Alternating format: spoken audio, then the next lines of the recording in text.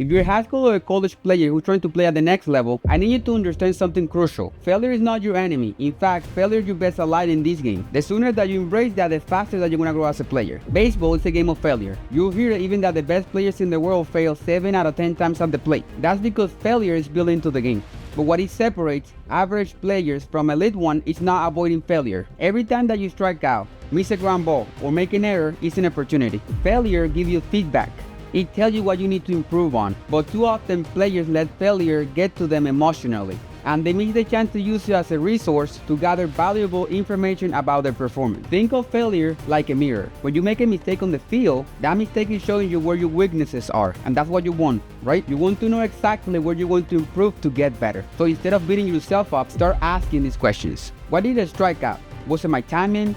Was it my pitch selection? Why did I miss a ground ball? Was it my footwork? Was my glove too high? This is where you can start creating a plan. Use failure to pinpoint exactly what you need to work on. It's not about whether you fail. It's about what to do next, because that is what separates a player who stays stuck in high school from a player who grows into a college or professional baseball. Now, the biggest barrier to learning from failure is emotion. It's normal to feel frustrated, angry, or embarrassed after you mess up. If you can't control those emotions, they will control you, and you'll miss the lesson that failure is trying to teach you. Here's the key: when you fail, take a moment to feel whatever you're feeling, but then move on. Shift your focus to understanding why you fail. The faster you can do that, the faster you will improve. You want to get into a point where failure doesn't distract you, because you know it's part of the process. So how do you use failure to build a development plan? Let's start with small, manageable goals. Identify your weak points from your failures and set up a plan to address them. For example, if you're striking out on curveballs, dedicate specific time in practice to recognize breaking balls early. If your fielding needs work, break down your footwork and glove positioning into drills. It's about being intentional when you're training. Don't just show up and go through the motions. You need to have a plan,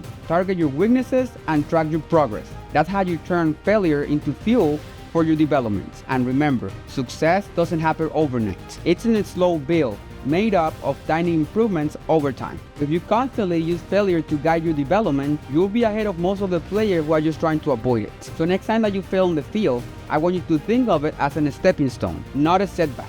You're in the best position to learn right now.